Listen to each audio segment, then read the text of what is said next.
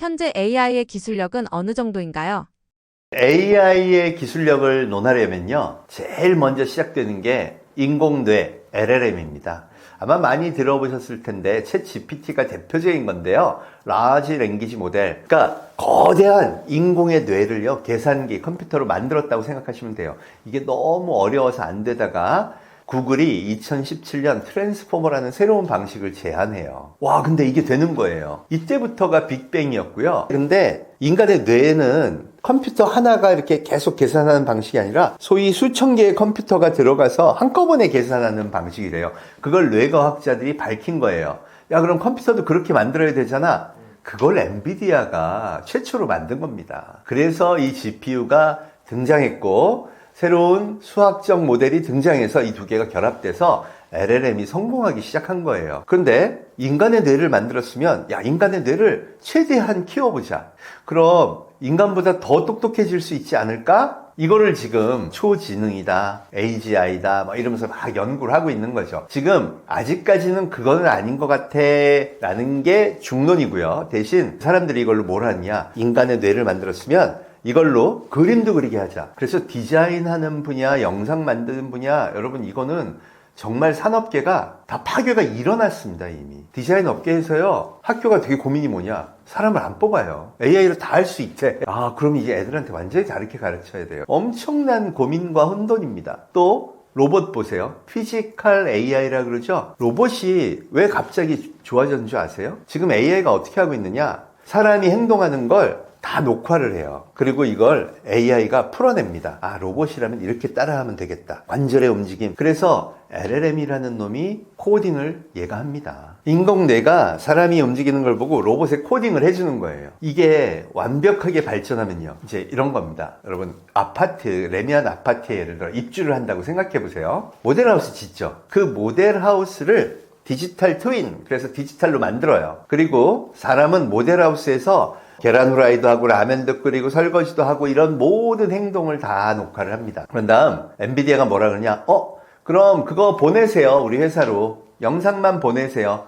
그리고 우리가 만든 옴니버스란 소프트웨어로 모델하우스 똑같이 디지털 트윈, 디지털로 똑같은 모델을 게임하듯이 만들어주세요. 그럼 거기다가 자기네가 로봇 모델을 넣는 거예요. 그리고는 코스모스라는 서비스로 원래 행동하는 거 녹화했죠? 그걸 다 분석을 한 다음 이 로봇을 그 안에서 AI로 교육시키는 겁니다. 그러면요, 그 공간에서 굉장히 빠른 시간 안에 배우겠죠? 그리고 나면 이제 이 디지털 공간에서 배웠던 걸 실제 로봇한테 딱 적용을 시킨 다음 진짜 모델하우스에서 테스트 해보는 거예요. 그럼 이제 할 줄 아는 거 못하는 거 딱 훈련이 되겠죠? 2년간 훈련하면 어떻게 될까요? 그거 완벽하게 하게 된다. 그럼 모델하우스하고 분양했으니까 입주 2년이죠. 그때 손잡고 같이 들어가라는 겁니다. 이게 엔비디아의 꿈이에요. 로봇 회사는 내가 그런 소프트웨어를 만들어줬으니까 너희는 그거 갖다가 그런 유사한 로봇만 만들면 돼. 그럼 이제 거대 생태계가 다 되는 거네. 학습하는 소프트웨어도 있고, 그거 만드는 엔비디아 칩 회사도 있고, 그거를 제공하는 로봇 회사, 뭐 우리나라의 보스턴 다이나믹스, 또 뭐 테슬라, 피규어 이런 회사들이 다 그걸 만들어서 이제 가사도 돕고 공장에서 일도 하는 그런 로봇들을 만드는 그런 시기가 온 겁니다. 그 가능성을 먼저 보여준 게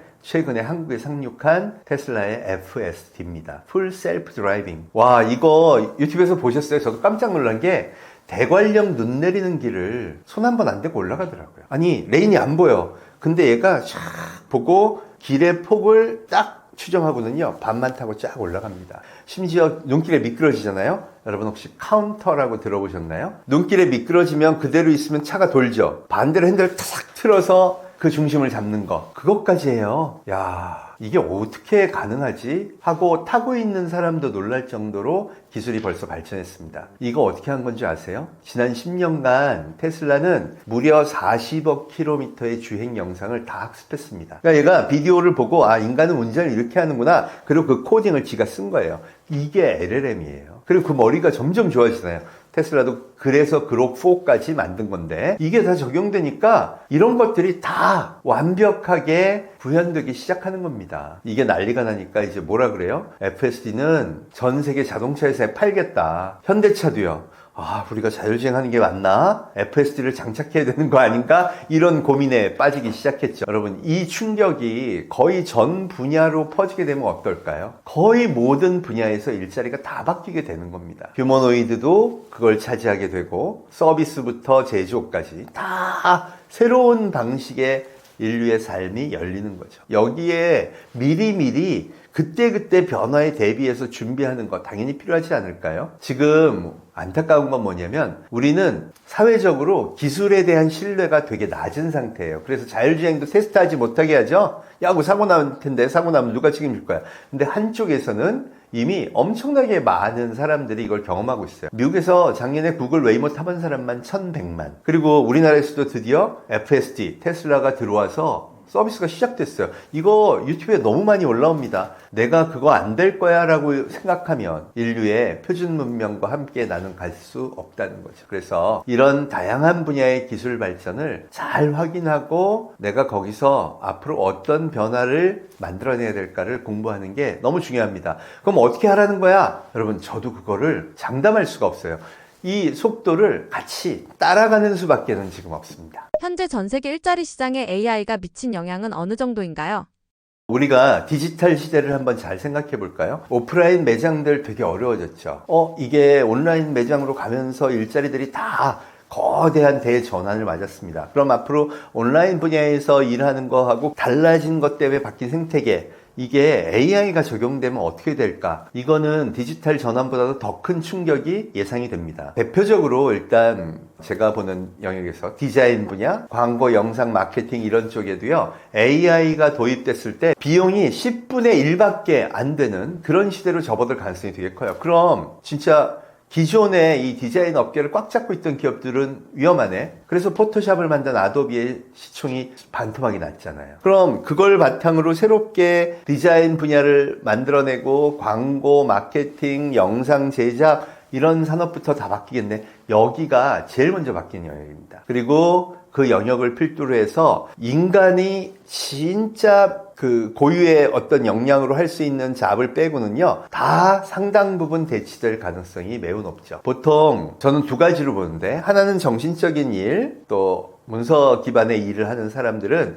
AI의 도움을 받아서 자기 업무 효율을 확 끌어올리는 쪽으로 변화할 거예요. 두 번째는 물리적인 일, 그걸 이제 피지컬 AI라고 그러죠. 로봇이 자동차를 조립한다든가 또는 집에 와서 가사 도우미 일을 하거나 노인 요양보호소에서 일을 한다든가 이런 다양한 일들을 아마 로봇이 어느 정도는 맡게 될 겁니다. 근데 로봇이 할 수 있는 영역은 주로 패턴화된 일이 많아요. 그래서 매뉴얼이 있고, 그럼 공장에서 조립하고 뭐하고 이런 일, 맞아요. 물류센터에서 물건을 잘 코드 따라 분류해서 이리저리 옮기는 일, 맞아요. 이런 것들은 다 대체될 가능성이 있는 일이라고 보시면 됩니다. 그런데 임의의 일, 보통 그런 얘기 많이 하죠. 배관공이라든가 아니면 건축회사에서 일하는 거, 그 다음에 요리를 하는 거, 이런 부분들은 상당 부분 늦게 될 가능성이 매우 높습니다. 패턴화된 일들이 아니라 임의적으로 즉각 해야 되는 일이니까. 그리고 거기에 인간의 감성이 가미돼서 무언가를 하는 일도 언젠가는 바뀐다고 하지만 공학적 관점에서 보면, 또 시장적 관점에서 보면 그런 것들이 대체되기 위해서는 가장 후순위가 될 가능성이 매우 높다고 볼 수 있죠. 그래서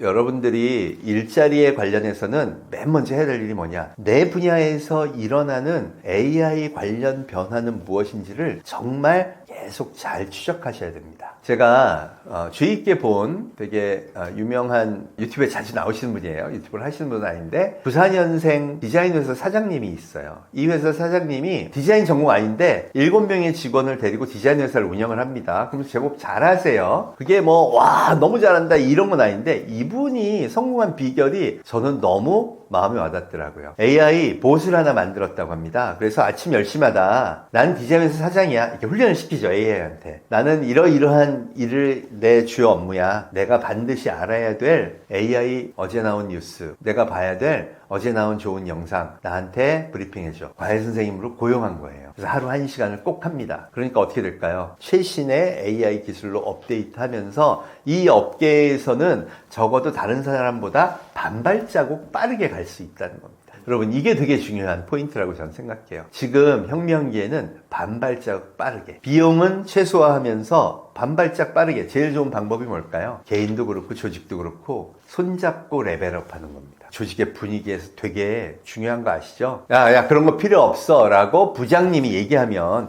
그 밑에는 아무도 공부 못해요. 근데 부장님이 난 매일 AI 공부하면서 야 우리 같이 한번 바꿔보자 이러면 완전히 달라지죠. 그러니까 지금 일자리를 고민하시는 여러분들, 여러분 일자리에 AI가 어떤 영향을 미치는지는 이미 많은 변화가 현실적으로 나오고 있어요. 그래서 AI한테 꼭 물어보세요. 내가 꼭 알아야 되는 뉴스는 뭔지 나한테 브리핑을 해줘. 이거 아주 좋은 공부 방법이라고 생각합니다. 결국 AI가 인간의 일자리를 모두 가져가게 될 것으로 보시나요? 역사를 한번 돌아볼까요? 옛날 산업혁명 시대에는요, 사람들이 일주일 7일 근무했다고 합니다. 그래서 노예처럼 일을 했죠. 그리고 그게 이제 점점 더 줄어들기 시작해서 학교라는 게 생겼고요. 그 전까지는 아동들조차 노동에 시달렸다고 해요. 그만큼 현대사회로 점점 가면서 두 가지 축이 움직입니다. 하나는요, 일하는 시간이 줄어들 만큼 업무의 효율성이 올라갑니다. 그래서 우리도 이제는 주 5일 근무하다가 이제 주 4.5일 하자, 주 4일 근무 시대도 오겠구나. 저는 이거 언젠가는 올 거라고 봅니다. 그리고 삶을 유지하는 생태계가 그 전체 라이프 중에서 4일 정도가 일하는 거고 3일 정도는 뭔가 휴식하면서 돈을 쓰게 되는 이런 구조가 될 거고요. 그거에 대해서 이제 사회에서도 많은 고민을 하겠죠. 줄어들고 대체되는 건 피할 수 없는 정해진 인류의 운명이라고 생각을 합니다. 그럼 그런 흐름 속에서 내가 어떤 일자리들은 새로 생길까? 이걸 찾는 것도 중요할 거고요. 또 하나는 내가 관련된 일자리가 만약 없어진다면 어디서 새로운 일자리가 또 만들어질 건가? 내가 전공으로 잘 쓸 수 있는 것, 내가 지금까지 축적한 많은 경험, 이걸 적극적으로 활용할 수 있는 것, 그거는 저는 일단 기본적으로는 AI를 이 분야에서 잘 쓰는 사람한테 유리한 위치가 올 거라고 생각을 해요. 앞으로 자본이 지금 찾고 있는 것도 다 그런 사람이거든요. 그래서 일단은 좀 친하게 지내고 AI 관련 프로젝트도 실패를 두려워하지 말고 해보자. 그리고 돈을 많이 쓰는 것보다는 전체적으로 경험의 폭을 같이 함께 올릴 수 있는 그런 프로젝트들을 많이 해보시면 도움이 될 거라 생각합니다. 학생들하고 해보면요, 진짜 답이 나옵니다. 학생들은 제가 이제 수업 때 9시간, 수업 9시간 딱 걸쳐서 3주예요. 3주, 3시간짜리 3주. 12개의 AI 서비스를 이렇게 소개를 해줬어요. 얼마나 짧은 시간이에요. 근데 얘들이 자기 관심 있는 거 있으니까 이것저것 조합하고 나머지 찾아보고 하더니 금방 엄청나게 좋은 성과를 내더라고요. 1분 쇼츠 AI로 만들어와 그랬더니 무려 5개의 AI 서비스를 아무렇지도 않게 섞어 써서 매우 퀄리티 있는 영상들을 만드는 거 보고 도전하고 경험하는 게 결국 지금은 가장 중요한 거구나. 저도 배우고 있습니다. 여러분한테 꼭 권하고 싶은 건 가만히 일자리가 없어질까봐 걱정하고 있다고 해서 해결될 문제는 아니죠. 그럼 대체할 수 없는 일자리는 무엇인지를 진짜 정밀하게 찾아보고 또 거기서 일어날 수 있는 변화로 내가 새롭게 할 수 있는 건 뭘까? 그럼 거기서 새로운 일자리에 대한 필요로 하는 학습이 뭔지가 드러날 테니까 그걸 누구보다 반걸음 앞서서 가신다 그러면 여러분의 삶이 이렇게 레벨업 되는 데 도움이 될 거라고 생각합니다. AI 시대에서 살아남으려면 어떤 역량을 길러야 하나요?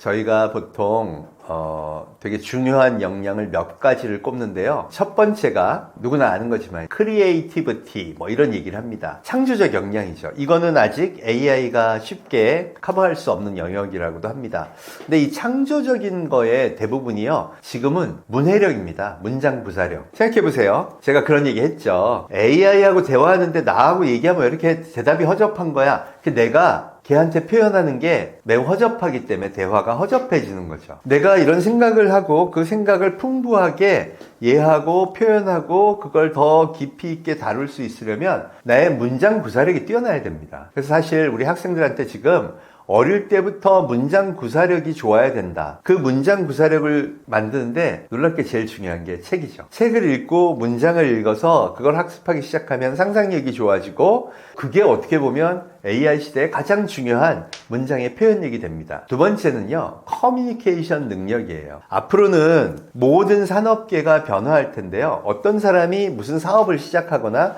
새로운 걸 도전할 때는요, 이 사람이 자기가 생각한 아이디어를 누군가를 설득할 수 있어야 됩니다. 이게 커뮤니케이션 능력이죠. 야, 너는 돈을 투자하고 너는 기술을 가져와. 그래서 우리 새로운 걸 만들어보자. 예를 들어 옛날에 유튜브를 만들어서 방송을 한번 대체해보자. 다 코웃음 치고 비웃었죠. 근데 그게 벌써 현실이 됐네요.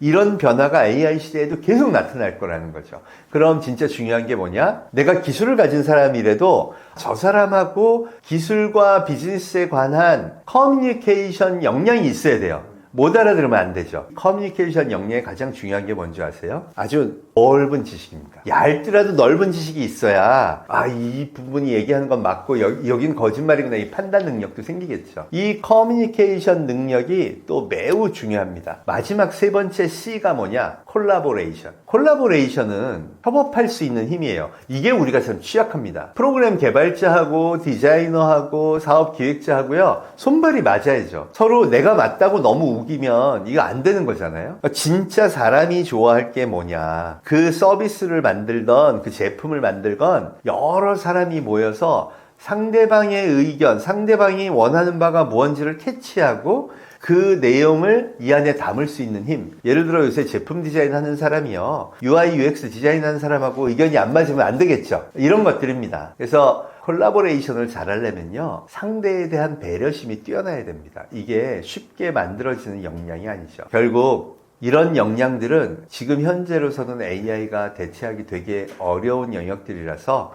저희가 교육할 때 3C라 그래서 커뮤니케이션, 또 콜라보레이션, 제일 중요한 크리에이티비티, 이런 교육들을 강화하고 있습니다. 여러분도 앞으로 AI 시대를 준비할 때 이런 아날로그적이고 인간의 고유 특성에 관한 부분들을 더 적극적으로 강화하는 쪽으로 하신다면 AI하고 함께 만나서 그 역량이 엄청나게 폭발하는 그런 시너지를 경험하실 수 있을 겁니다.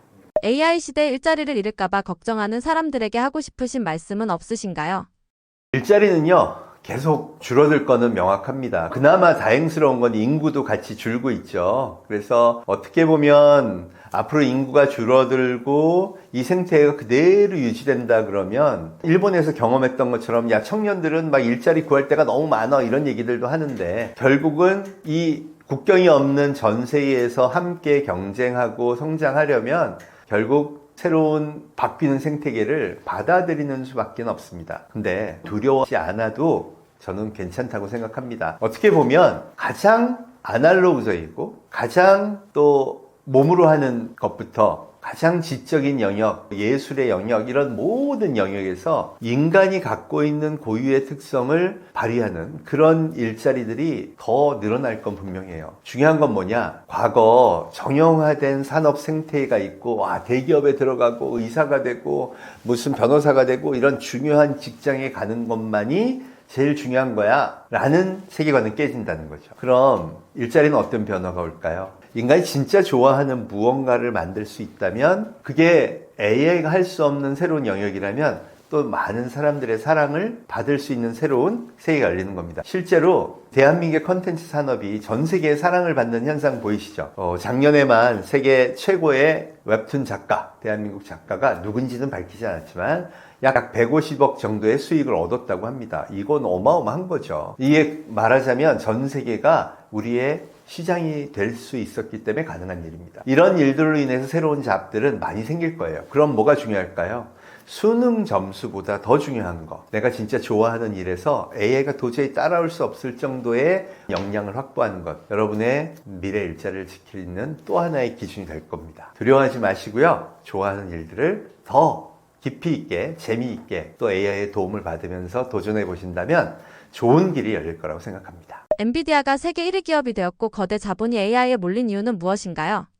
엔비디아를 보면 사상 최초로 5조 달러 기업, 우리 돈으로 하면 7천조 원을 넘는 최초의 기업이 됐습니다. 요새 조금 떨어졌다고는 하지만 여전히 6,300조가 넘는 거대 기업이 되었는데요. 사실 이 엔비디아는 젠슨 황이 게임용 보드를 만들려고 시작했던 회사거든요. 그런데 이 GPU라는 보드가 처음에는 비트코인 채굴에 정말 가성비가 좋다 그래서 엄청 폭발 성장하더니요. 이번에는 AI를 위한, 생성형 AI 계산을 위한 컴퓨터로 그 성능이 너무 좋다고 입증되면서 갑자기 어마어마하게 폭발적인 성장을 갖게 되었죠. 현재로서는 GPU를 능가할 수 있는 시스템은 없다. 이게 중론입니다. 그래서 갑자기 세계 1위의 생성형 AI 시대를 대표하는 기업이 되었고, 이 기업이 당분간 AI 서비스를 한다. 여러분 챗GPT를 쓰던가 제미나이를 쓰던가 뭘 개발하거나 쓰거나 할 때 항상 필요하기 때문에 그런 이유로 엄청난 매출 폭발을 실적으로 기록을 했고, 그걸 반영해서 세계 시총 1위의 기업으로 자리하게 됐습니다. AI라는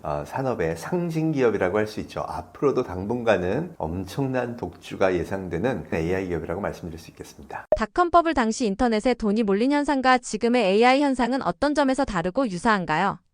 사실 이번에 AI에 낀 자본은요, 말도 안 됩니다. 제가 AI 관련 10대 기업의 시총을 한번 다 모아봤거든요. 작년 6월 27일자에 그게 2경 3천조 원이었습니다. 그리고 올해 버블이 있다, 그래서 내려갔음에도 불구하고 11월 30일자 기준 3경 7천조 원이더라고요. 그리고 세계 1위부터 10위 사이에 그 유명한 빈살만의 아람코를 빼고는 전부 AI 기업이 됐습니다. 우리 다 AI 해요. 애플이든 MS든 구글이든 아마존이든 테슬라건 전부 다 바로 이 기업들에 들어온 거죠. 이 거대한 자본, 이게 의미하는 바는요, 24년 만에 또 한 번 인류의 문명을 바꿀 정말 게임 체인저가 왔다. 그걸 증명하는 겁니다. 사실 항상 혁명기에는요, 자본의 거대한 집중이 먼저 있었습니다. 1차 산업혁명 때도 영국과 유럽이 전 세계 식민지를 개척해서 돈을 모은 다음 그걸로 증기기관이라는 걸 막 만들었잖아요. 와, 그걸 바라보던 사람들 심정이 어땠을까요?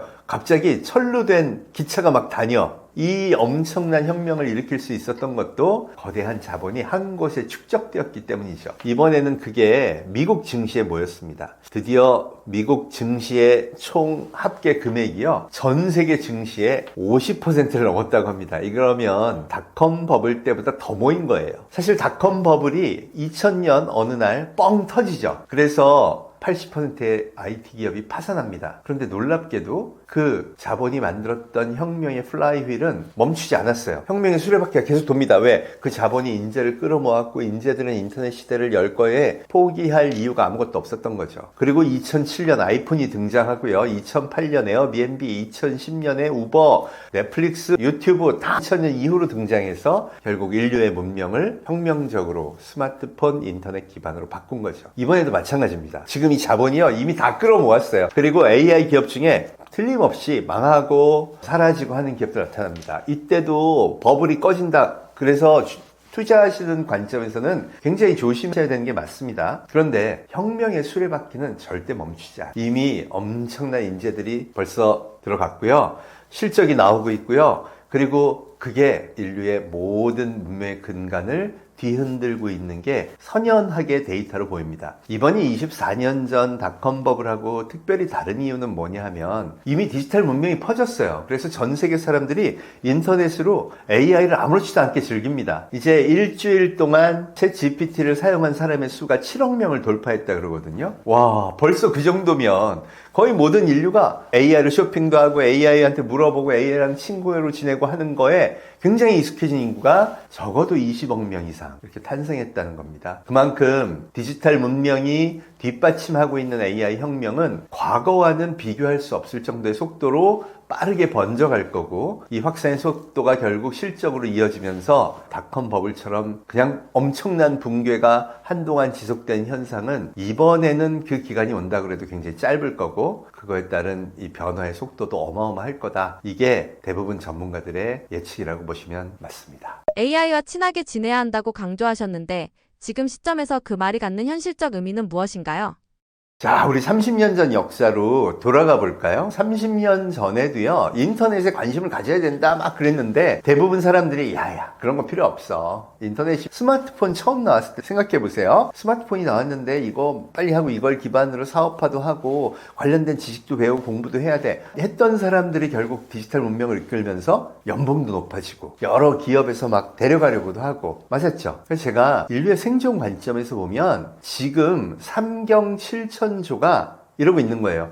너 AI 잘해? 그럼 내가 투자해 줄게.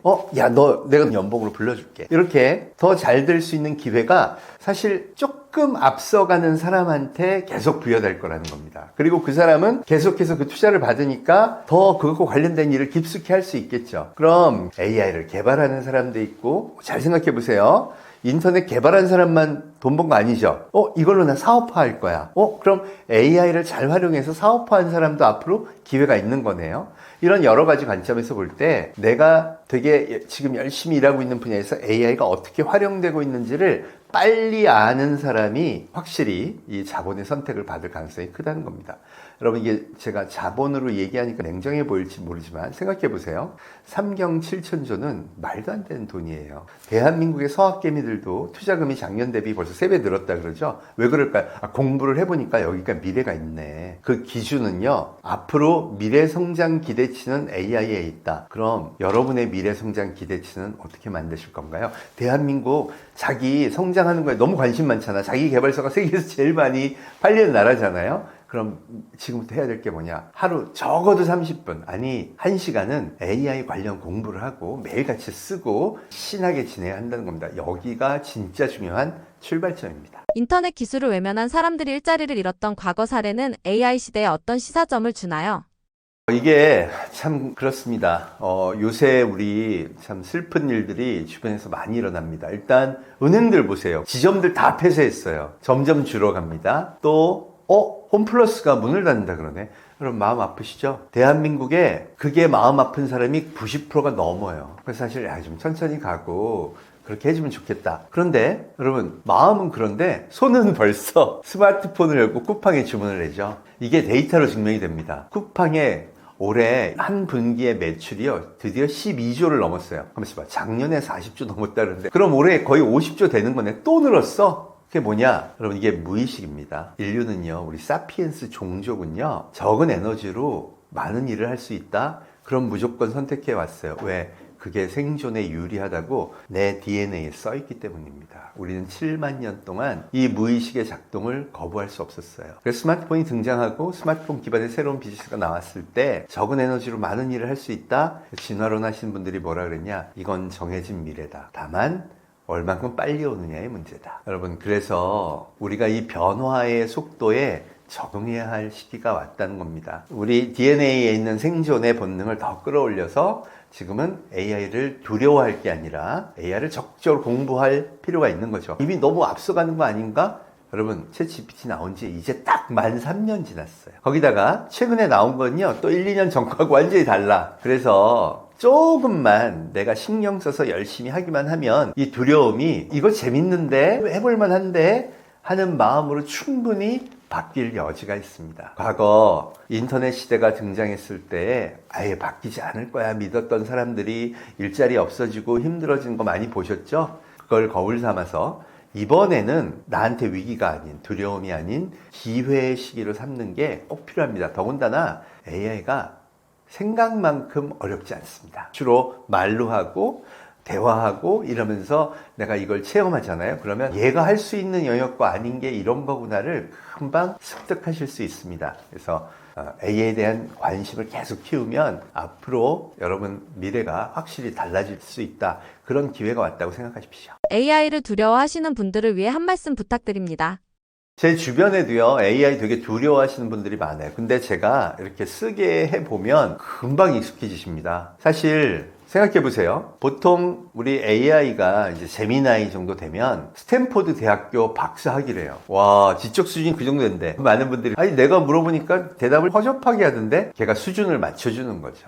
그런데 내가 진짜 얘랑 티키타카 대화하고 뭐하고 하면서 점점 가르쳐주는 분들도 많아요. 유튜브에서 보면 질문을 이렇게 하세요. 이렇게 활용하세요. 그런 거 조금씩 습득해 가면서 매일매일 쓰다 보면 나의 지식 수준이 당연히 높아지죠. 생각해보세요. 내 과외 선생님이야. 내 인생을 살아가는데 조언도 잘해줄 수 있어.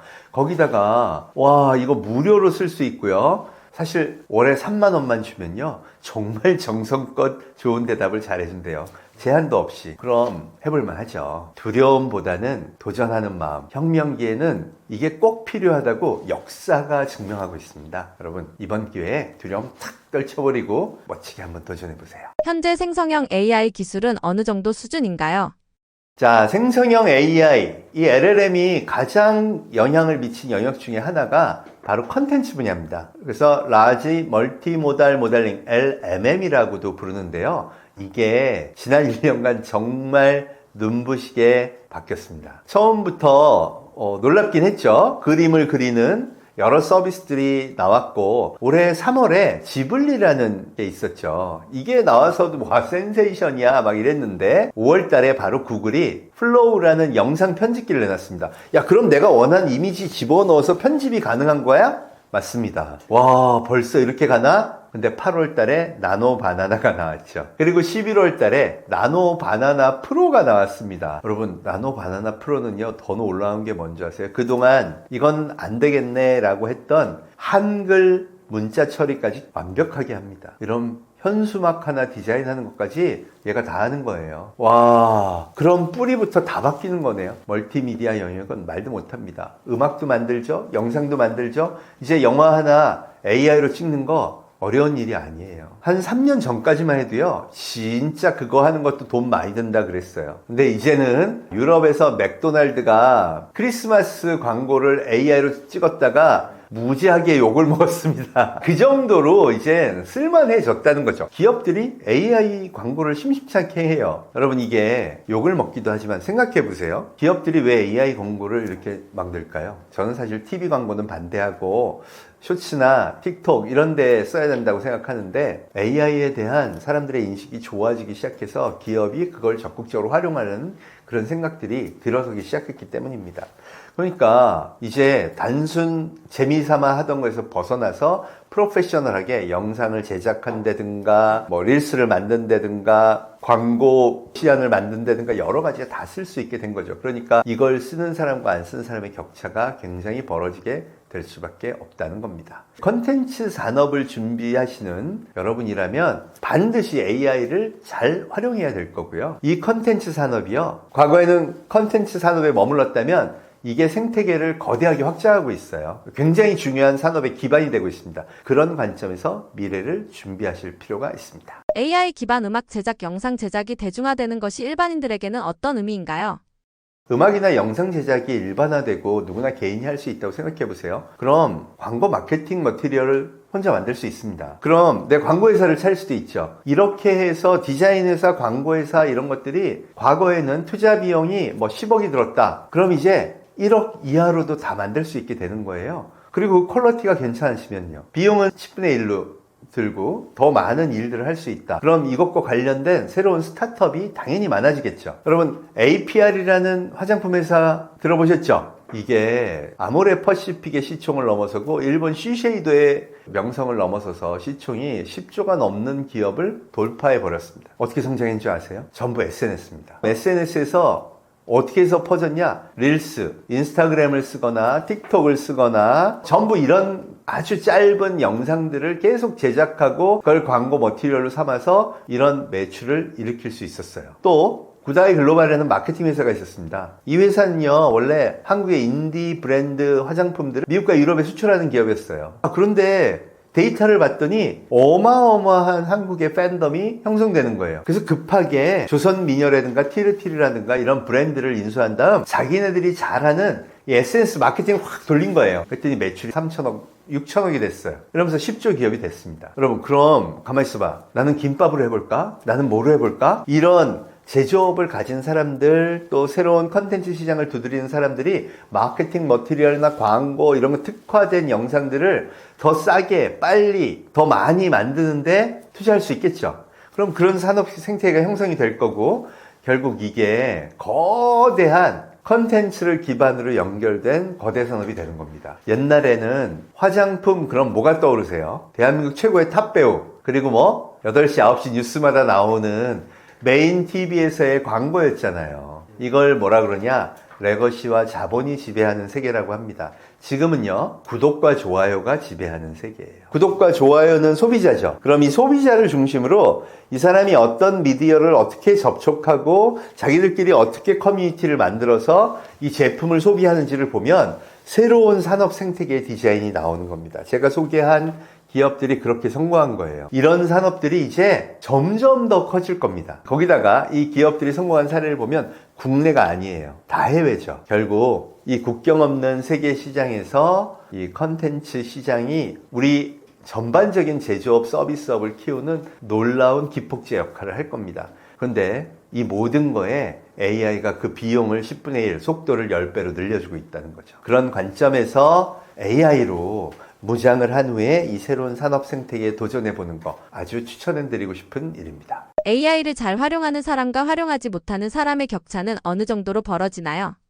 정말 크다고 봅니다. 제가 어느 회계법인에 가서 강의를 했는데 어느 젊은 직원이 저한테 오더니 교수님 너무 고마워요 그러더라고요. 아니 왜요? 그랬더니 수백 명이 함께 자리하는 임원 워크숍이었거든요. 근데 이 젊은 직원이요, 제가 AI를 써서 이 회계 업무를 처리해 보니까 효율이 3배가 되더래요. 그럼 여러분 이게 3배 그러면 아무것도 아닌 것 같지만 월, 화, 수 일하던 걸 월요일 하루만 하면 이틀 놀아도 되는 거잖아요. 그 자기가 너무 기뻐서 이 새로운 솔루션을 우리 직원들한테 세미나를 해야겠다. 그리고 인사 담당 이사님한테 찾아갔대요. 그리고 이사님, 제가 이런 AI 툴을 알아서 우리 직원들, 이 업무하는 사람들은 다 알 수 있게 공동 세미나 한번 하게 어레인지 해주세요. 제가 할게요. 그랬더니 뭐라 그러는 줄 아세요? 나대지 마라. 이유가 뭐냐? 지금 임원과 팀장 80%가 CEO한테 뭐라고 보고했냐 하면 회계 업무는 그렇게 함부로 바꾸면 안 됩니다. AI 도입이나 이거는 아직 시기상조고 위험합니다. 라고 얘기한 거예요. 근데 이 친구는 업무 효율이 3배가 돼버렸네? 결국 그 회사가 생사의 갈림길에 있는 거죠. 임원이나 이런 사람들이 조직의 세계관을 바꾸지 않으면 왜 안 되는지를 보여주는 겁니다. 그럼 한번 볼까요?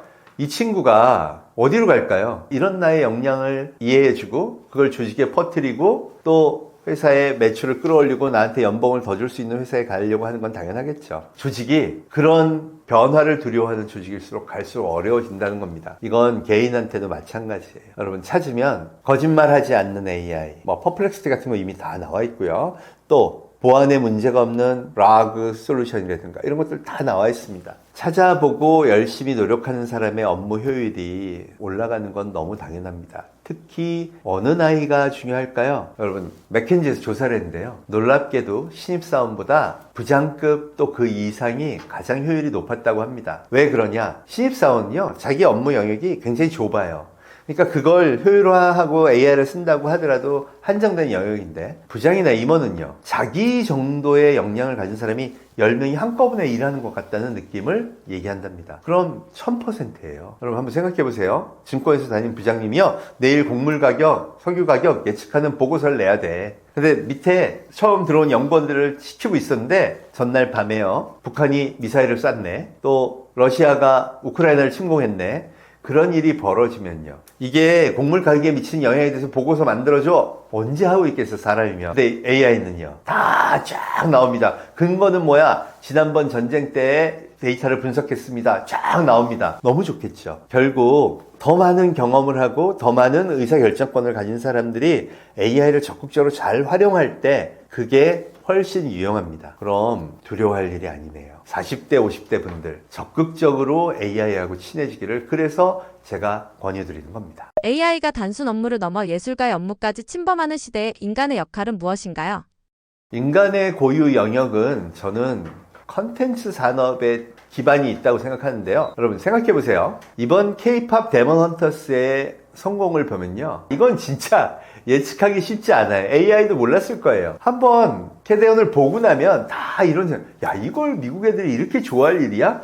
K-POP 걸그룹하고 K-POP 보이그룹이 있어요. 한쪽은 천사고 한쪽은 악마야. 그래서 걔들이 싸워. 그런 다음 천사인 K-POP 걸그룹이 이겨서 지구를 구하는 내용이에요. 하긴 우리가 그동안 봐왔던 어벤져스도 그 비슷한 거라 같은 계열이라고 할 수 있지만, 더군다나 그 안에는 전부 한국의 음식, 한국의 문화, 이런 것들이 다 버무려져 있습니다. 아니, 저는 진짜 이해가 안 됐던 부분이요, 한국의 민화 속에 나오는 호랑이가 귀엽게 표현됐다고 하더라도 걔가 쓰레기통을 넘어뜨리고 화분을 넘어뜨리는데 그렇게 좋아할 일일까요? 그것도 문화적 공감대가 없는 미국 사람들이 말이죠. 이해할 수 없는 일이죠. 이건 인간만이 만들어낼 수 있는 팬덤과 공감이라고 생각합니다. 이런 게 결국 사업의 성패를 결정한다고 봐요. 물론 판단할 수 있는 근거는 있습니다. 넷플릭스는 소니 픽처스가 4년간 투자해서 만든 이 캐데언의 무비를 보고 바로 판권을 샀습니다. 보통 같으면 실패할 것 같으면 안 샀겠죠. 근데 뭘 봤을까요? 넷플릭스 내부에 있는 한국 문화에 대한 어마어마한 팬덤을 이 회사는 데이터로 확인할 수 있었던 겁니다. 그러니 그게 잘 될 거라고 보고 이걸 할 수 있었던 거죠.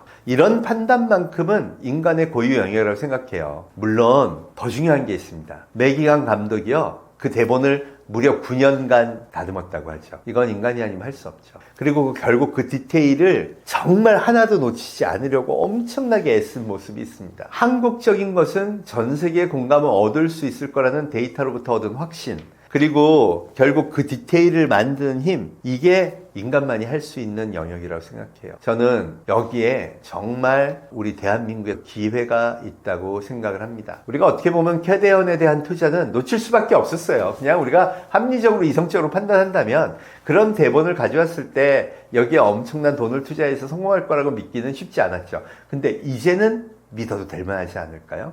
그럼 AI가 대체할 수 없는 여러 것들, 이 컨텐츠가 보여준 이것들은 진짜 인간만이 할 수 있는 거구나 하는 그 파워들을 잘 보고 배워서 우리가 각 분야별로 만들어낸다면 이게 다양한 시너지를 크게 낼 수 있을 거라고 생각합니다. 생성형 AI를 반드시 배워야 하는 이유가 있다면 무엇인가요?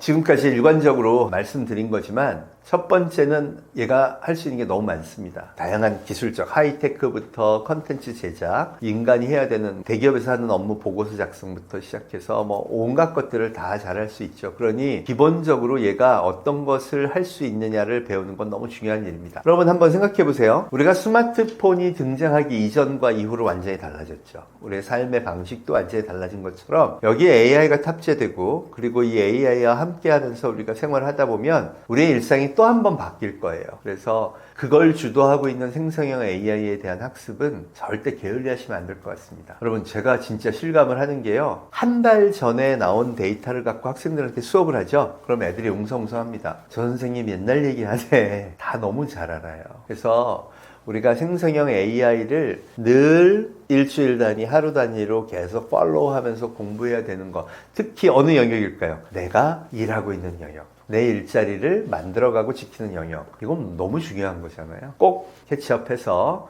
이 혁명의 시기 3년만큼이라도 잘 따라가는 게 너무너무 중요한 시기라고 생각합니다. 아직도 AI를 활용하지 못하고 계신 분들에게 하고 싶으신 말씀은 없으신가요? 저한테 나 근데 아직도 AI 한 번도 안 써봤는데 괜찮겠냐 그러세요. 여러분 괜찮습니다. 그래봐야 나온 지 3년 됐고 최근에 나온 AI는 더 잘해요. 그런데 이 AI를 딱 열어보시면 알겠지만 이거는 스마트폰 옛날에 무슨 앱을 설치하고 설정하세요 이런 것도 없어요. 그냥 대화예요. 여러분 똑똑한 친구하고 친하게 지내는 거 대화로 시작하시면 됩니다. 제가 3가지 C가 필요하다 그랬죠. 첫 번째 커뮤니케이션 능력. 얘하고 많이 대화하면서 그 역량을 키워보세요. 여러분이 AI에 대해서 많이 풍성하게 알게 되면요. 주변 사람하고도 대화의 폭이 넓어집니다. 세계관도 달라질 수 있고요. 콜라보레이션 능력. 내가 AI를 적극적으로 잘 쓰고 조금만 해볼 줄 알면 그럼 상대방이 나한테 대한 기대치도 달라지겠죠. 그게 시작해서 얼마 안 돼서 다 만들 수 있는 공통분모 역할입니다. 마지막으로 크리에이티비티. 여러분 창조력이라는 건 별게 아니고요. 내가 새로운 세계를 경험해봤어. 스마트폰이 없을 때는 상상도 못했는데 스마트폰을 써보니까 이거는 이렇게도 쓸 수 있겠는데 여러 아이디어가 나왔죠. 마찬가지로 AI를 써보기 시작하면 이런 것도 쓸 수 있겠구나. 이거는 안 되는구나. 결국 내가 새로운 아이디어를 만들어내는 창조적 역량이 그 급이 달라질 수 있습니다. 저는 이게 결국 세계관을 바꾸는 일이라고 얘기하거든요. 늦어도 3년밖에 안 된 거 아시죠? 지금은 아주 해보기 좋은 기회입니다. 2026년 스타트부터 AI랑 함께 해보세요. 그럼 많이 달라지실 겁니다. 엔비디아 젠슨 황이 한국 기업과 특별히 회동한 이유는 무엇인가요? 저는 2025년 최고의 이벤트가 젠슨왕이 깐부치킨에서 이재용 회장님 또 정의선 회장님 만난 거라고 생각합니다. 사실 젠슨왕의 은총을 기다리는 기업이 전 세계에 너무나 많았죠. 젠슨왕은 올해 2025년도 CES 쇼에 나올 때요 14대 휴머노이드하고 같이 나왔습니다. 그리고 우리 엔비디아의 미래는 휴머노이드다 선언을 했어요. 그리고 뭐라 그랬냐, 자기 지분을 팔아서라도 자기는 휴머노이드에 투자하겠다. 여러분, 젠슨왕이요 1% 지분을 팔면 70조 원입니다. 대한민국 과학기술 R&D 총 예산이 올해 기준 35조 원이었는데 그 2배의 지분을 1%만 팔아도 돼요. 와, 어마어마한 돈이죠. 여러분 생각해보세요. 엔비디아하고 협력을 해서 휴머노이드 이 분야를 하겠다 그러면 결국 주가가 막 올라가고요. 미래의 기대치가 올라가는 게 너무 당연합니다. 그러니 많은 기업들이 나 협력해줘 이럴 게 뻔하죠. 젠슨왕은 대만에서 9살에 미국으로 건너온 그런 분입니다. 자수성가 있죠. 대만에 대한 애착이 많고요. 그래서 TSMC하고도 관계도 동독합니다. 그런데 이분이 갑자기 한국에 와서 자기가 깐부를 맺는다는 의미의 깐부치킨을 일부러 골라요. 그리고 심지어 그거를 설명도 해줍니다. 왜 골랐는지. 그리고 그 깐부의 자리에 이재용 회장과 정의선 회장을 불렀어요. 삼성과 현대, 대한민국 대표기업 2명을 불렀습니다. 그래서 궁금해서 찾아봤어요. 젠슨왕이 이런 이벤트를 잘 하나? 여러분, 그분 엔지니어라서요. 여태까지 공개 속성에서 다른 기업가와 저녁 식사를 먹은 적이 없습니다. 와, 근데 거의 일론 머스크급 행보를 보인 거 아니에요. 세계에 선언을 한 겁니다. 그래서 제가 한번 깊이 들여다봤어요. 휴머노이드하고 무슨 상관일까? 일단 현대자동차는 보스턴 다이나믹스가 있습니다. 보스턴 다이나믹스는 세계 3대 휴머노이드 기업이기도 하죠. 거기다 자동차 회사가 있네요. 그럼 이 엔비디아가 만들고 있는 옴니버스라는 소프트웨어, 또 로봇 훈련용 코스모스라는 시스템, 이걸 테스트해보기 너무나 좋은 환경이죠. 보스턴 다이나믹스의 로봇으로 훈련을 시키고 그걸 가지고 현대자동차 공장에서 테스트를 해보면 테슬라가 하는 것과 똑같이 할 수 있고 현대차 입장에서 너무 좋죠. 누가 물어보더라고요. 아니 그럴 바에는 미국의 테슬라하고 같이 하지 왜 정의선 회장하고 할까? 여러분 같으면 일론 머스크하고 협상하고 싶으세요? 정의선 회장하고 협상하고 싶으세요? 저는 당연히 정의선 회장하고 하고 싶습니다. 테슬라는 2,000조 이상의 기업이고요. 뭐 너무 세. 반면 기술력은 떨어진다고 하더라도 훨씬 더 많은 잠재력을 갖고 있는 게 현대자동차입니다. 네, 자동차도 많이 팔고 있고요. 그럼 내가 손잡아주면 좋아하겠네. 두 번째는 삼성입니다. TSMC가요. 콧대가 너무 세요. 젠슨왕은 지금 휴머노이드에 들어가는 칩을 개발하고 싶습니다. 그럼 TSMC에 얘기를 하죠. 뭐라 그런지 아세요? 2년 후에 오세요. 지금 밀려 있어요. 우리 파운드리 못 씁니다. 그럼 파운드리 넘버 2가 누굴까요? 삼성전자입니다. 이 사람들은 목말라 해요. 야, 그래, 그럼 우리가 그 기술력을 보완해 줄게. 그래서 주기로 한 게 뭐죠? 5만 대의 GPU입니다. 5만 대 GPU를 갖게 되면요, 수율을 계산하는 공정을 만들어내거나 아이디어를 얻는데 너무나 훌륭한 역할을 해줄 수 있어요. 왜? 내부의 모든 자료를 담은 GPU, 생성형 AI를 만들 수 있으니까. 결국 그걸 협력을 통해서 끌어내면 이 엔비디아는 칩을 주문하는 회사죠. TSMC와 삼성전자의 경쟁 구도를 만들면 가격을 다운시킬 수 있고 내가 여기도 저기도 편하게 오더할 수 있게 되는 거죠. 그런 취지에서도 필요하고요. 두 번째는 여러분, 휴머노이드가 가사 도우미가 되면 가전은 전부 새롭게 디자인해야 됩니다. 그죠? 휴머노이드하고 사람하고 같이 쓸 수 있는 냉장고, 세탁기 다 만들 수 있어요. 삼성전자가 세계 가전 1등이네. 왜 이 생태계 만드는 거에 관심이 없을까요? 더군다나 한국 기업은 이 엔비디아가 추구하는 모델을 누구보다 빠르게 생산할 수 있고 제품화할 수 있다는 걸 알고 있는 겁니다. 그런 면에서 소위 말하는 피지컬 AI의 최고의 테스트베드이자 파트너가 한국이라는 걸 점 찍었다는 겁니다. 저는 그런 측면에서 한국의 생태계가 굉장히 이 피지컬 AI 분야에서 매우 미국의 훌륭한 파트너가 되고 있다. 그걸 검증해 주는 사람이 젠슨황이라고 생각해요. 또 하나의 영역이 있는데 그건 방위산업입니다. 방위산업도 지금 중국 같은 경우 드론, 로봇, 전투견 이런 거 막 실전 배치했잖아요. 러시아 우크라이나 전쟁 때 상당한 전과도 올렸습니다. 거기다가 생산 역량도 뛰어나니까 전투 로봇, 드론 100만 대, 1000만 대 만드는 거 순식간이에요. 그거에 대한 대비책이 미국은 필요하거든요. 그 스타트업을 만들었는데 제조 역량은 안 되는 거예요. 그래서 안드릴 같은 미국의 대표적인 방위산업 스타트업이 우리나라 HD 현대하고 무인 수상정을 개발한다든가 대한항공하고 무인 전투기를 개발하는 계약을 다 맺었습니다. 결국 양사는 한국에 도움 없이는 안 되겠다고 본 거죠. 근데 그런 관점에서 보면 한국의 방산 제조 기업들은 이걸 통해서 AI 역량을 흡수할 수 있는 좋은 기회를 얻은 거예요. 중국만큼 국가가 지원해 주지도 않고요. 몰빵을 해 주지도 않아요. 그리고 인재를 뽑기도 어렵습니다. 미국이 다 빨아가니까요. 그런데 아주 천재이루의 기회를 만난 거죠. 거기다가 대한민국은 이 데이터 센터를 건립할 수 있는 발전 산업, SMR이라는 원자력 산업 있죠. 또 변전기, 변압기 사업 있죠. 거대 인프라를 구축할 훌륭한 제조업의 생태계를 다 가지고 있어요. 그런 관점에서 보면 젠슨왕이 볼 때에는 얘네들은 투자의 파트너로 같이 갈 만하다. 저는 이렇게 꼽은 게 아닌가 생각합니다. 그래서 사실 젠슨 황의 이 픽은 우리한테는 굉장히 중요한 터닝 포인트가 아니었나 생각해요. 결국 젠슨 황이 올해 파이낸셜 타임즈 올해의 인물로 뽑혔고요. 타임즈가 선정한 AI를 만든 사람들 쭉 리스트가 있는데 거기도 대표적 인물로 뽑혔습니다. 그런 만큼 중요한 사람이 한국을 픽했다. 저는 이게 대한민국의 약간의 장밋빛 전망을 보여주는 게 아닐까 생각합니다. 한국이 미국이 믿고 갈 만한 동맹국으로 선택받는 구조적 이유는 무엇인가요?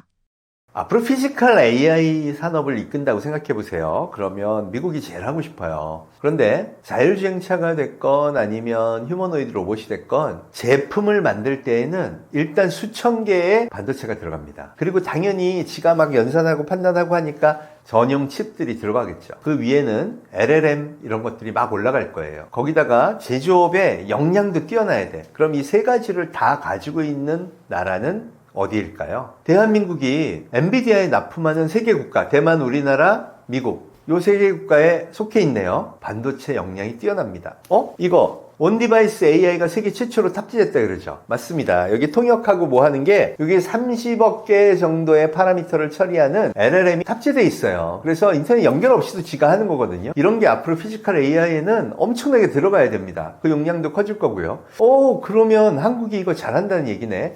거기다가 자동차 판매 대수로 세계 2위를 기록한 현대자동차도 있고요. 조선도 세계 1위고요. 반도체 세계 1위고요. 가전 세계 1위고요. 스마트폰 세계 1, 2위를 다툽니다. 이 모든 걸 가지고 있는 나라가 대한민국밖에 없어요. 물론 하나가 더 있습니다. 그게 누구냐? 그 무서운 중국이죠. 중국은 인해 전술에다가 정부 투자로 AI 산업을 엄청나게 발전시키고 있고요. 반도체가 우리보다 좀 못할 뿐이지 제조업 역량은 벌써 뛰어넘었다고 많이들 얘기합니다. LLM은요.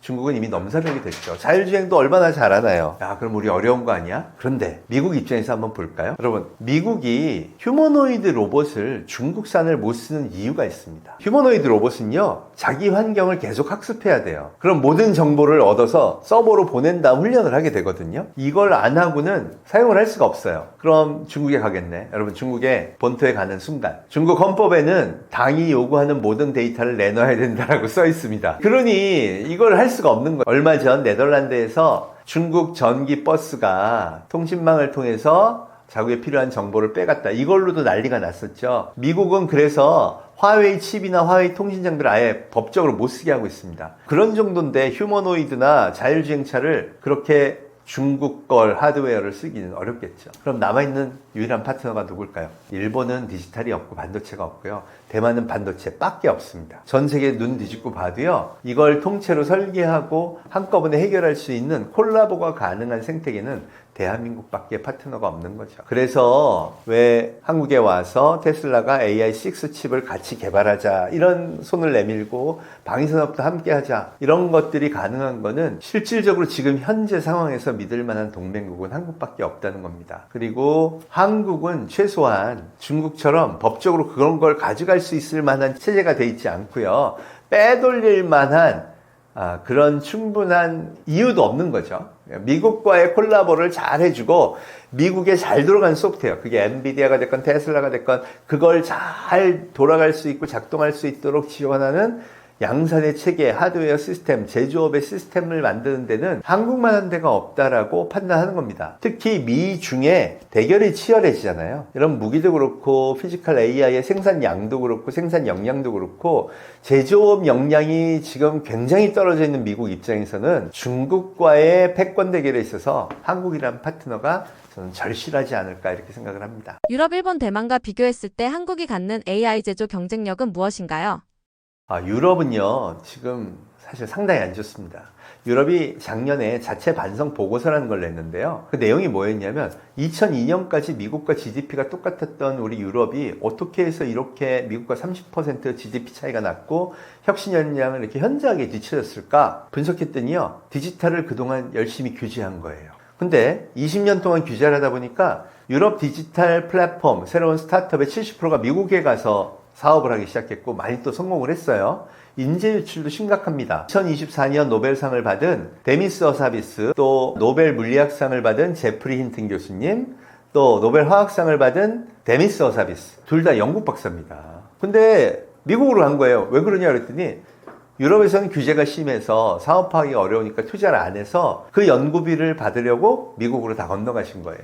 여러분, 인재 유출이 심각했던 거죠. 그럼 유럽엔 누가 남을까요? 규제 전문가들이 남았습니다. 그리고 디지털 규제를 하다 보니까 이제 이 사람들은 더 많은 규제 전문가들을 고용했겠죠. 그럼 일감이 많아져야 됩니다. 그래서 더 규제할 건 없을까? 그래서 기후를 규제하고 이산화탄소를 규제하고 환경을 규제하고 이러다 보니까 소위 말하는 규제가 넘쳐나는 그런 생태계가 형성이 된 거예요. 더 촘촘하게, 더 꼼꼼하게. 그럼 어떻게 될까요? 허가받지 않은 거를 연구할 수 있으려면 미국으로 가야 됩니다. 그래서 어마어마하게 다 미국으로 가는 현상이 벌어진 거죠. 그러면서 자본도 다 미국으로 떠난 겁니다. 이렇게 되니까 어떻게 되냐. 지금 팩트는 처참합니다. 세계 1위부터 20위권에 유럽 기업이 단 하나도 없습니다. 유럽 1등은 루이비통 그룹이에요. 부럽긴 하지만 무섭진 않죠. 그래서 유럽의 미래가 어둡다고 얘기를 하는 거고, 그 결과물로 이번에 러시아 우크라이나 전쟁 때 유럽의 방위산업도 디지털화가 하나도 안 되니까 생산력도 저하되고 생태계 자체가 굉장히 어려워진 거죠. 자동차도 보세요. 결국 중국한테 지금 다 먹히고 있죠. 디지털 전환에 실패한 거를 극명하게 보여주는 겁니다. 자, 그럼 아시아에는 일본 플랫폼 자체가 없죠. 우리 플랫폼인 라인 메신저를 씁니다. 이러다 보니까 디지털화에 대한 전략이 부재하고요. 반도체도 없습니다. 라피더스가 한다 그러지만 전문가들은 거의 불가능할 거라고 보고 있고요. 지금 현재 만드는 건 40나노 수준이에요. 이건 중국보다도 못한 수준이니까 앞으로의 경쟁력이 쉽지 않다고 보는 거죠. 다만 그래도 소부장에서 그 역할들을 하고 있고요. 대만은 어떤가요? 대만은 경제력은 어마어마하게 좋습니다. 근데 아시는 것처럼 군사무기 하나도 제대로 못 만들죠. 거대한 크기의 제조업에는 취약점을 가지고 있다는 겁니다. 결국 반도체 생태계 하나만으로. 이런 종합 선물 세트 같은 제조업의 역량을 갖춘 나라. 그래서 미국이 함께 파트너로 삼고 싶은 나라는 그 후보군을 쫙 둘러봐도 한국이 제일 유력하다. 이렇게 판단하는 게 가장 객관적인 데이터가 아닌가 싶습니다. GPU 26만 장을 확보한 것과 한국이 AI 주권을 향한 결정적 기회를 가진 것은 어떤 관련이 있나요? 당연히 관련이 있습니다. 사실 GPU는 정말 사기도 어려운 거죠. 중국한테 판매도 금지했을 뿐 아니라 트럼프가 뭐라 그러냐면 우리하고 확실한 동맹 국가가 아니면 절대 수출 금지 이렇게 했을 정도에 중국이 어떻게든 그거를 밀수하려고 하죠. 왜? 생각해 보세요. 인공뇌가 있어야 그 나라의 인공뇌 지식이 발전하겠죠.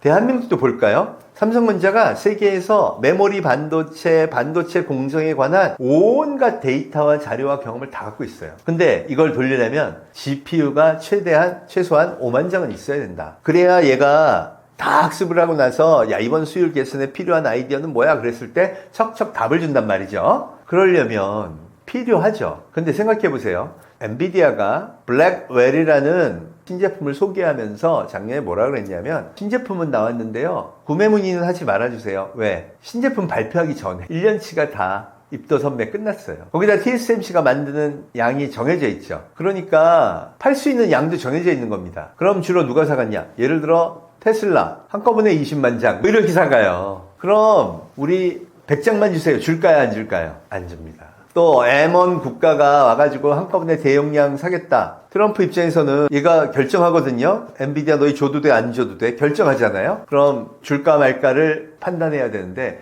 26만 장이라는 건 어마어마한 양입니다. 그걸 한국에 전수방이 주기로 했다. 그건 동반성장의 파트너로 인정을 했다고 볼 수 있는 거예요. 물론 트럼프가 가서요. 말을 뒤집기도 했습니다. 한국에 누가 26만 장 주래? 이래서 문제가 되기도 했었죠. 그만큼 중요한 전략 자산이 사실 GPU거든요. 돈이 있어도 사기 어려운 굉장히 중요한 자산입니다. 여러분, 저게 올라갈수록 대한민국의 AI 역량이 올라가는 거. 가장 근간이 되는 거 맞습니다. 오죽하면 미국이 패권 대결에서 앞서가기 위해서 트럼프 취임 이후에 제일 먼저 한 게 GPU 100만 장 들어가는 거대 데이터 센터, 그걸 스타게이트 프로젝트라고 했죠. 그거 해놓고 700조 원을 지금 퍼붓고 있어요. 그만큼 자기네들도 중요한 건데, 야, 남 줄 게 어딨어. 이럴 가능성이 되게 높은 거를 한국한테 저렇게 줬다는 건, 우리가 저걸 기반으로 AI 닥터도 만들고요, AI 과외 선생님도 만들고, AI 국방체계도 만들고 할 때 적극적으로 쓸 수 있는 굉장히 좋은 국가 단위의 인공뇌가 만들어질 수 있는 기회가 온 겁니다. 그런 면에서는 진짜 매우 중요한 26만 장이라고 할 수 있습니다. 2026년에 한국의 AI 반도체 산업은 어떻게 될 것으로 보시나요? 반도체 산업은 당연히 잘 될 수밖에 없을 것 같습니다. 지금도 전 세계가 데이터 센터 만들려고 난리죠. 심지어 이제 중동의 석유 부호들까지 우리나라에 오면 전기값 절반으로 AI 데이터 센터 만들 수 있어요. 유치하느라고 난리가 났습니다. 테슬라 같은 기업이 이렇게 FSD 같은 걸 더 확산시킨다고 생각해 보세요. 그럼 더 수요가 올라가겠죠. AI에 관한 수요는 앞으로 당분간 3, 4년간은 절대 줄어들지 않을 겁니다. 그럼 이 말도 못하는 슈퍼 사이클에서 전 세계 GPU에 납품할 수 있는 딱 3개의 국가 중 하나인 대한민국이 그 기회가 온 거는 말할 것도 없죠. GPU 하나가 들어가면요, HBM이 8개가 들어갑니다. 그럼 그 HBM을 만드는 우리나라 SK 하이닉스나 삼성전자 같은 데는 진짜 큰 매출 그리고 이익 실적을 낼 수 있는 기회가 온 거고, 그걸 발판으로 또 새로운 도약을 할 수 있는 그런 시대가 열린 게 아닌가 생각합니다. 그 외에도 제가 말씀드렸던 데이터 센터와 관련된 에너지 기업, 전기 기업, 발전 기업, 이런 데들이 AI 인프라 구축이라는 이름 하에 굉장히 성장세가 이어질 거라고 저는 생각을 합니다. 물론 그 중에 망하는 기업들도 많이 등장할 겁니다. 기업의 투자 관점에서는 흥망성쇠를 정확하게 예측하기는 어렵겠지만, 전반적으로 보면 AI 문명이 빠른 속도로 성장하면서 관련된 산업도 함께 동반 성장할 가능성이 큰 2026년이 될 거다, 이렇게 말씀드릴 수 있을 것 같습니다. 저는 성균관대학교에서 학생들을 가르치고 있습니다. 저는 이 AI 시대를 맞이하면서 우리 학생들이 진짜 AI 공부 열심히 해야겠구나 하는 생각을 하지 않을 수가 없었습니다. 제가 2019년도에 쓴 책이요, 포노 사피엔스입니다. 포노가 스마트폰을 의미하는 라틴어예요. 그래서 그 책에서 제가 뭐라 그랬냐면, 인간은 이제 오장육부가 아니라 오장칠부다. 간 밑에 쓸개 밑에 스마트폰. 근데 여러분, 놀랍게도 그 책이 2025년도 고등학교 국어 교과서에 실리게 됐다고 제가 연락을 받았습니다. 우리 학생들한테 스마트폰은 너희 게임에 빠지고 안 좋아, 부작용이 많아, 이렇게 가르친 게 아니라, 야, 이거 표준문명이야, 이제는 이걸 기반으로 너희 미래를 준비해야 돼 라고 가르쳐야 하는구나. 저도 깜짝 놀랐습니다. 그리고 5년 후에 2024년 쓴 책이 이게 AI로 바뀌네. 그래서 우리 학생들한테 AI 시대를 준비하라고 쓴 책이 AI 사피엔스입니다. 아니, 그걸 썼으면 그걸 수업을 해야 되잖아요. 그래서 제가 책을 쓰고 수업을 막 하고 올해 2025년도에 와서 수업을 하려고 그러니까요, 다 옛날 얘기가 돼버린 거예요. 그래서 새로운 자료를 다 업데이트하고 끌어모아서 올해 수업을 하면서 만들어진 자료를 바탕으로 쓴 책이 바로 최재붕의 글로벌 AI 트렌드입니다. 보통은 제가 한 2년 동안은 책을 안 써요. 그런데 이번에는 AI의 발전 속도가 너무 빨라서 도대체 멈출 수가 없겠더라고요. 그래서 할 수 없이 또 한 권의 책을 냈습니다. 여러분, 오늘 제가 얘기한 컨텐츠들을 잘 보시면서 궁금한 점이 있으면 이 책을 참고하시면 여기서 잘 정된 내용으로 공부하실 수 있고요. 또 여러 영상 컨텐츠를 통해서 공부하시면 AI의 변화하는 트렌드를 내가 준비하는데, 그걸 따라가는데 상당한 도움이 되실 거라고 생각을 합니다. 저는 계몽가입니다. 또 과학 커뮤니케이터고요. 시장을 잘 이해하고 기술을 잘 이해해서 여러분한테 잘 떠먹여주는 일, 또 우리 미래를 준비하는 학생들이 자기 미래를 꿈꿀 때 그 길을 열어주는 일을 하는 게 제 업이라고 생각을 합니다. 앞으로도 여러 채널이나 또 여러 컨텐츠, 또 책을 통해서 여러분들한테 변화하는 미래에 어떻게 준비할지 함께 생각하는 그런 시간을 나눌 수 있는 여러 가지 방송과 매체를 통해 자주 찾아뵙도록 하겠습니다. 여러분, 감사합니다.